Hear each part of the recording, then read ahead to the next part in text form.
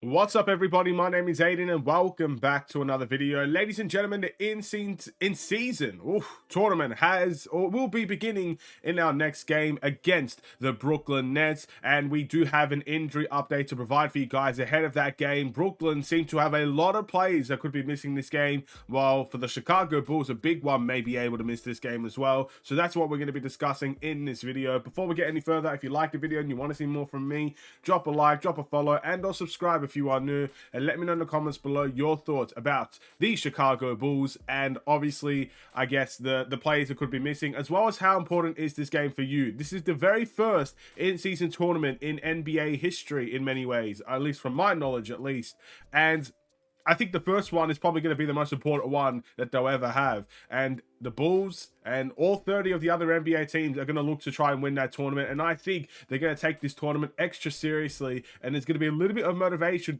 behind each and every single game that is played in this tournament. So that's something that we hopefully will see the Chicago Bulls react to as well and provide some better performances than what they have done thus far this season. But speaking of the injury concerns, we'll start off with the Chicago Bulls one, as it is very short. Zach LaVine, back spasms, probable. Very similar to what you saw against the Dallas Mavericks and the game before that.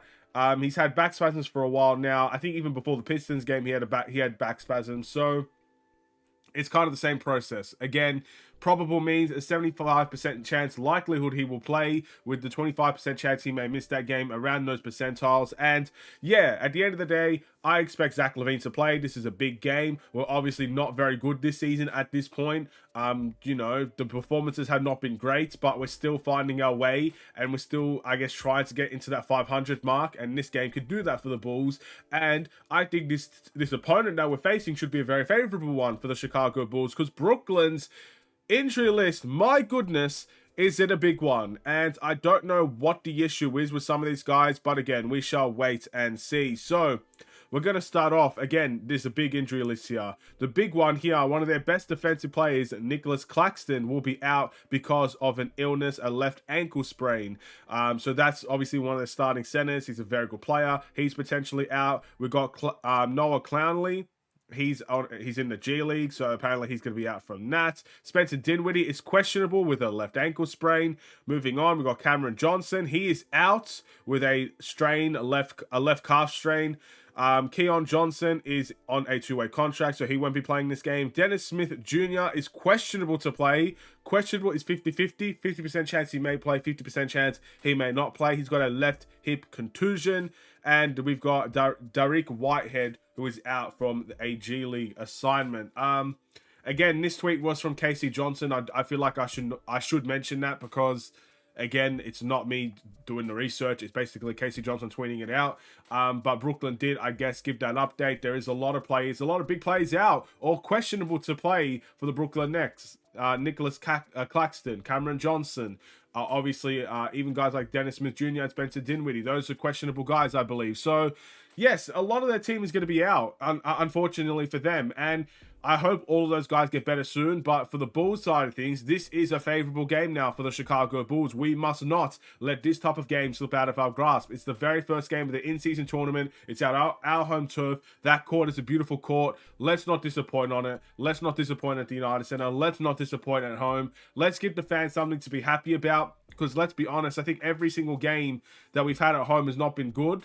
And to be fair, we did win one of those against the Raptors, and that was obviously a good towards the end, a good watch towards the end. But let's just get a good performance out of this Bulls team. A genuinely good performance in every aspect. I'd like to see one of those come around for the Chicago Bulls in the near future. And plus, we'll see what kind of changes the Bulls will make, whether or not Patrick Williams will start, whether or not there are going to be, rotation and minute changes and stuff like that. There's a lot to look forward to in this Brooklyn Nets game.